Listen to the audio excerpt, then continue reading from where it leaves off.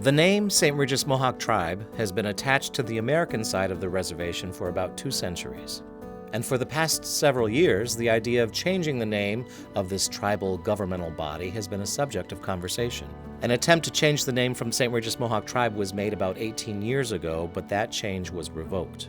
At present, the current chief and council, along with key administrators, are proceeding with transparency, focusing on unity. In my opinion, the name Saint Regis Mohawk Tribe is not inclusive to everybody from Akwesasne.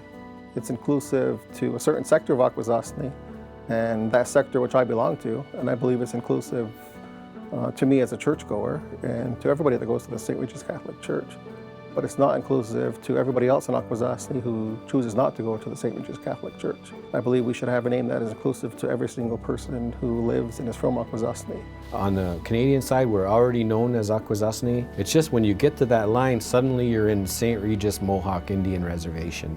We all know it as one Akwesasne, so let's try to be more historically, culturally, politically accurate.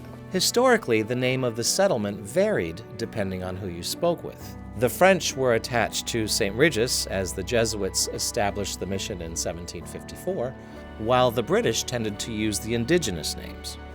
They originally gave it the name Fort Saint Regis. So it was also considered to be a mission. They wanted to draw native people from down in the Mohawk Valley and the rest of the Iroquois Confederacy to come up and settle here. The current perspective may be about dismissing the past and taking charge of the community's destiny.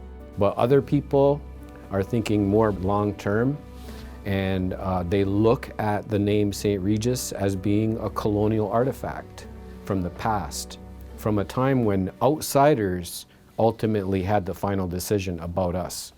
Those days are over. Based on social media polls, the community voted in favor of a name change. There were also a few suggestions made for the new name. We did another poll last month looking for ideas for the name. And the two that came far ahead were Akwesasne Mohawk Tribe and Mohawks of Akwesasne. So those are the two names that are likely to be put forward in the referendum. And as part of the referendum process, there is required 3 public meetings.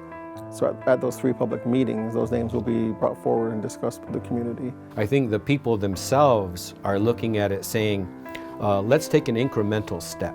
You know, don't throw everything out. And that's what I had proposed when I began to write about this, is let's take that baby step of just switching Saint Regis for Akwesasne.